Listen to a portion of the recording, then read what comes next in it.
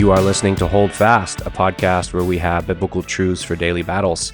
My name is Kenny. I'm the host of the podcast, and if you listened to last week's episode, which I would encourage you to do if you have not done, then you know we're beginning a mini-series on the podcast over the next few weeks, where I'm going to be unpacking our church's mission, vision, and values. We've spent the better part of the last year as staff and elders praying through and revamping that. And so we presented it to our church this past Sunday for the very first time, publicly anyway, for the very first time. And I want to spend some time on the podcast unpacking how we got to that. Why did we say the things that we said? Where did we get it, biblically speaking, and the challenges on that? And obviously, this is going to be centered on the people that are a part of MissionWay Church. But even if you don't go to MissionWay, I think there's value here because I'm not just talking about what happens at MissionWay Church. I'm talking about really what should be happening in the church. Even as I talk about our church's mission statement, we believe this comes straight from Scripture. We believe that this is what Scripture teaches the church ought to be, and we certainly are expressing that in specific ways to MissionWay Church and what God's doing here. But I think there's benefit even if you don't go currently to MissionWay Church as well. So I want to begin this episode unpacking our mission. What is our mission? What are we doing as a church? Our mission statement is as follows: equipping one another to reach the lost, strengthen the weak, and encourage the faithful with the gospel. I'll read that again.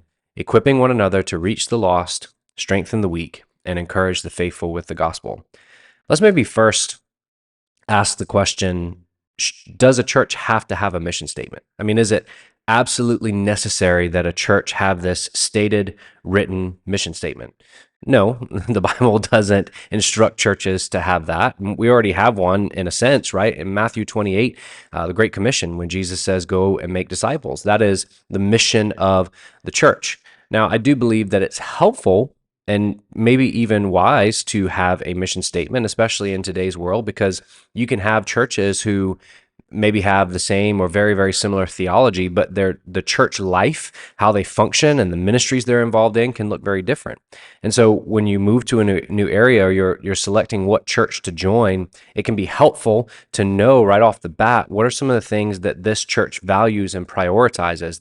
The theology is the most important thing. I mean, before you figure out what a church's mission statement is, you better know what they believe and teach. That is primary. But I think it's helpful to have a mission statement as well. I think it's a good thing. Your mission statement, every church's mission statement is to glorify God and make disciples, right? So as we were going through this process with First Coast Churches, an organization here locally in Jacksonville, they challenged us to think that your mission statement actually assumes the statement first. We exist to glorify God and make disciples by, and then whatever follows that is your church's mission statement. So first and foremost, the church exists to glorify God and make disciples.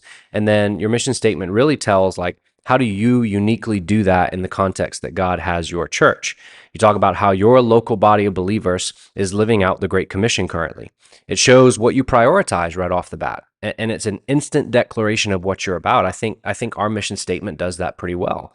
We are equipping one another to reach the lost, strengthen the weak, and encourage the faithful with the gospel. Maybe let me give you the assumed statement in there as well. Maybe that will even help. We exist to glorify God and make disciples by equipping one another to reach the lost, strengthen the weak, and encourage the faithful with the gospel.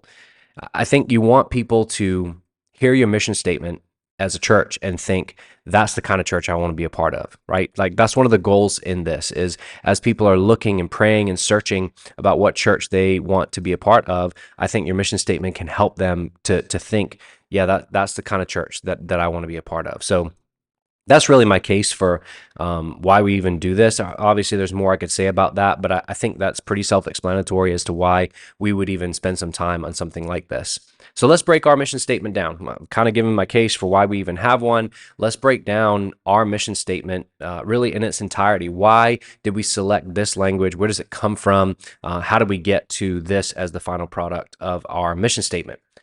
It begins with a call to action that applies to every member, right? Not just staff and elders. We are equipping one another. That was very important to us, that our mission statement wasn't something that everybody read and thought, oh, the pastor does that, or the leadership does that.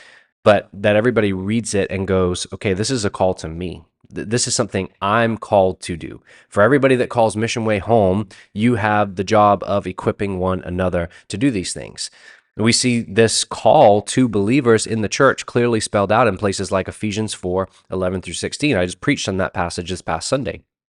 And the call is every believer has a job. Every member of the body has been given a gift to serve the body of Christ in efforts to equip one another to do these things. It's full of verbs, right? The mission statement it starts with equipping one another, but it also talks about reaching and strengthening and encouraging. These are things that we all do. It's not just some descriptor of our church. This is a call to action. I think good mission statements will be that. This is what we are seeking to do day in and day out, week in and week out. So we are equipping one another, not just pastors equipping the saints for the work of the ministry. It kind of starts there, right? Ephesians 4 says pastors are given to equip the saints for the work of the ministry. And then as you read on in that chapter, you realize as pastors do that faithfully, the members are also going to be equipping and discipling and pouring into one another. So we equip one another. First or next up in the statement is to reach the lost. This is one of the primary missions of the church, right? That God has given this call to all believers to go and make disciples. And discipleship is not only evangelism, but it certainly involves evangelism. You could say evangelism is the first step of discipleship. You can't make a disciple of someone who's not yet a convert to Christianity, right?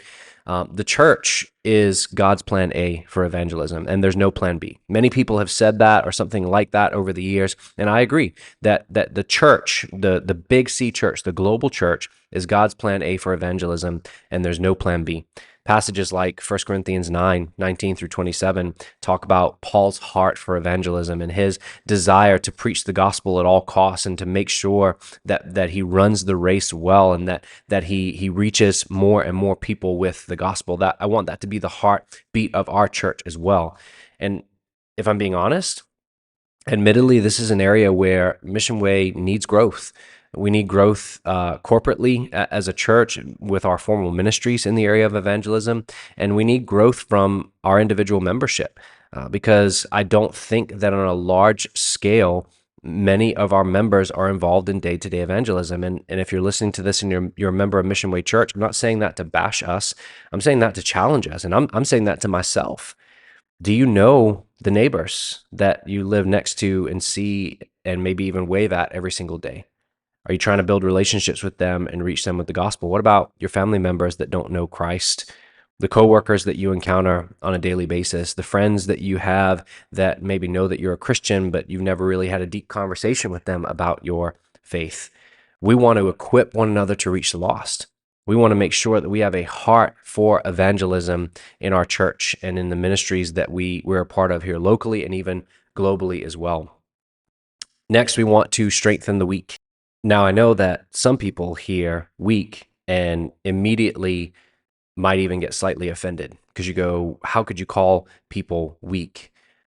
Let's start with the assumption that went into this. As we discussed this among staff and elders, we talked about the fact that we're not saying there are strong Christians and then there are weak Christians necessarily. I think there are people who are stronger in their faith and weaker in their faith, but we're not starting with the assumption that there's like these different classes of Christians per se. We're saying that apart from Christ, all of us are weak. In and of ourselves, all of us are weak and needy. However, we all also experience seasons of life where we encounter a particular weakness, whether that be temptations or trials. Some of us are in a season of weakness because we have a specific temptation to a sin that we are giving into more often than not. Some of us have a season of weakness because a trial has entered our life and our faith is struggling and we are in a difficult season. And in those times of life, our church family should seek to come alongside of us and strengthen us. We should be seeking to strengthen one another as we are weak. 1 Thessalonians 5:14 gives a great basis for this. It's a passage that I'm going to preach on in a couple weeks, and let me read it real quick. It says, "We urge you, brothers, admonish the idle, encourage the faint-hearted, help the weak, be patient with them all." And I think that passage gives us a model for how we are to minister to those who are in particular seasons of weakness. Let me read that again. We urge you, brothers, admonish the idle, encourage the faint-hearted, help the weak, be patient with them all. Culturally, where we're at here in America, I think many churches and Christians spend a lot of time trying to convince one another that we're just awesome, that you are. I mean, you hear people say you are perfect, exactly the way that God made you. And there is truth in that statement. But the danger of a statement like that is that people think I don't need to change. I don't have areas of weakness that need to be strengthened, but we all do. Every single one of us, even if you're not in a particular season of weakness like I just described, you have areas of weakness in your life. We all do. I have areas of weakness in my life. And the good news of the gospel says that we're not awesome, but we can be found by the one who is. The good news of the gospel says we're not strong, but we can be strengthened by the one who has all strength and power and authority.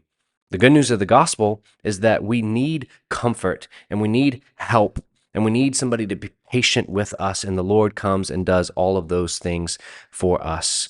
He himself, Jesus, the book of Hebrews says he was beset with weakness, and he's well acquainted with our weakness, sorrow, and grief. He alone strengthens us in it.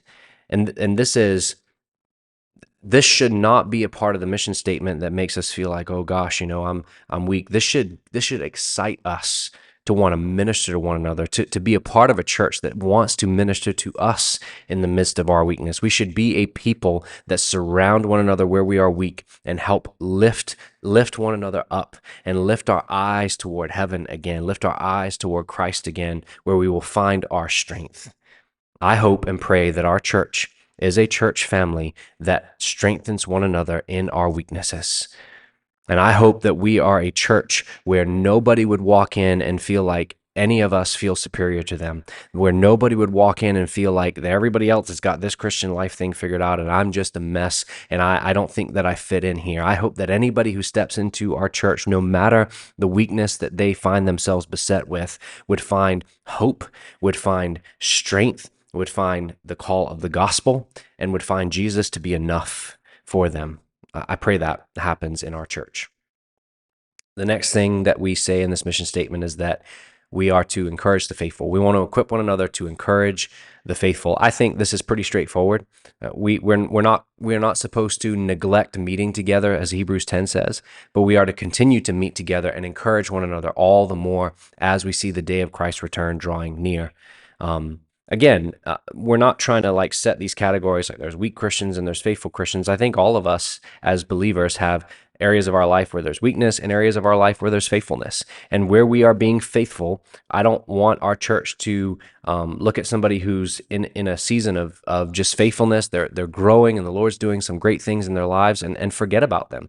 I hope that we would continue to encourage them. I hope that we would continue to celebrate what God's doing in their life. We don't get to a point where we've made it as Christians. We consistently and constantly need encouragement and growth. And to encourage the faithful is to simply call one another and challenge one another and encourage one another to keep on going, to not grow weary of well-doing. This part of the mission statement reminds us that even if our church is growing and thriving and is healthy and is faithful and fruitful, there is still much more work to be done. Let us encourage one another as we push forward. And all of this is to be done with this final phrase in view. It is to be done with the gospel as our foundation and as our fuel. We had a lot of conversation around whether or not to include this phrase with the gospel at the end, not because we didn't think it was important, but because some of us initially were thinking, well, maybe that's assumed, right? We assume that we're doing all of this with the gospel. But this is something that we wanted to make sure was clear. We wanted to make sure we were being overt about that we're not doing any of this by our own strength, by our own wisdom, by our own power, that the gospel is where this all comes from and where this is all aiming toward. This statement with the gospel helps define everything else in the statement. Because if you don't have this statement, you might ask the question, what are we reaching the lost to? How will we strengthen the weak? What will be the means by which we encourage the faithful, right? If you don't have this statement, somebody who's new to the church may wonder, okay, what's the basis for all this? What are you reaching the lost people to? How are you strengthening the weak? And what are the means by which you're encouraging the faithful? We're doing this all with the gospel. And so that's kind of I would say, relatively brief breakdown of the mission statement and why we have that language in there. If you have any thoughts or questions about this, always feel free to come and seek me out on that.